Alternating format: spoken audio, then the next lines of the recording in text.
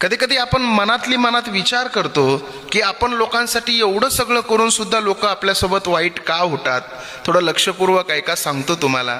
काय झालं बघा, एका ओढ्याच्या काठाला एक विंचू होता. विंचवाला तो ओढा पार करायचा होता, परंतु पाण्याचा वेग जास्त असल्यामुळं त्याला ओढा पार करता आला नाही. त्याच ओढ्याच्या बाजूला एक बेडक बसलेला होता. त्या बेडक्याला या विंचवानं सांगितलं, अरे दादा, मला या ओढ्यापासून पलीकडे जायचं आहे, परंतु मला जाता येत नाही. एक काम करशील का, मला या ओढ्याच्या पलीकडे जाण्यासाठी मदत करशील का. त्यावेळेस बेडक काय म्हणाला माहितीये, बेडक म्हणाला, अरे विंचवा, मी तुला या ओढ्याच्या पलीकडे जाण्यासाठी नक्की मदत केली असती, परंतु तुझा स्वभाव आहे डंक मारण्याचा. तू मला डंक मारलोस तर मी मरून जाईल.